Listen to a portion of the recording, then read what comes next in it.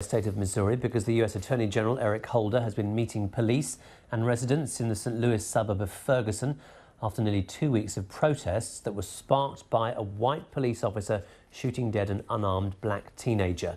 Mr. Holder said he hoped his promise of a thorough investigation into the killing of Michael Brown would have a calming influence. A grand jury in St. Louis is due to begin hearing evidence in the case. The police chief in Ferguson has said he believed the protests had reached a turning point with a marked decline in violence. Let's get the latest from there. I'm joined by our North America correspondent, Rajini Vaidyanathan. Rajini. Well, the protest this evening is completely different from what we've seen over the last few days. None of the violent clashes between police and protesters. Instead, a very calm and peaceful tone. I was down at the protest site, which is about a few streets away from here earlier.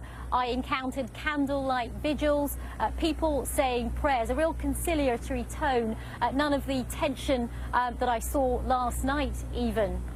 Now, one of the reasons might be that the police said a few days ago that they were urging peaceful protesters to come out during daylight hours to avoid what they said were the minority of violent protesters who were trying to infiltrate at night and cause trouble.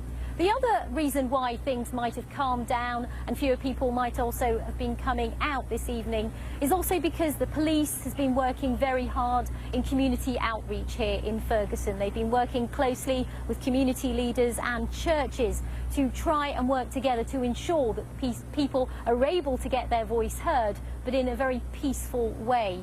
Now, I spoke earlier to Church Minister Gary Hill, who said that it was efforts by the church that he believes has helped, and I also spoke to another protester as well. Well, here in Ferguson, there's a different tone to the protest this evening.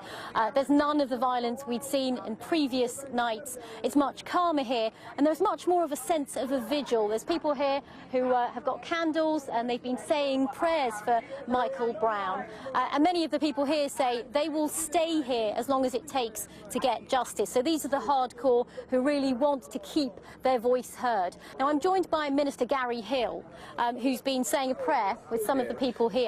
Minister, why do you think things are a lot calmer this evening after what's been some 10 nights of really violent protests? Well, first of all, I want to say that you give all the credit to God, because when people pray, He answers prayers. And what has happened out here tonight is prayers that have been answered. Well, I'm just going to go into the crowd now and talk to some of the protesters who are here. Courtney, hi there. Hi. And how long have you been here protesting? Since day one. Since day one? Yes. And how long will you be here? Till we get justice, to the end, which is, I don't know, I can't say. Whenever there's justice, then I just might go home, because I am tired. But I got to stand strong. I'm a strong black woman. Now, just separately, on Wednesday, about 4 miles away from here in a suburb of St. Louis, police officers shot dead a 25-year-old black man, Rajini Powell. Now, they say he'd been wielding a knife at them and acting in a threatening manner.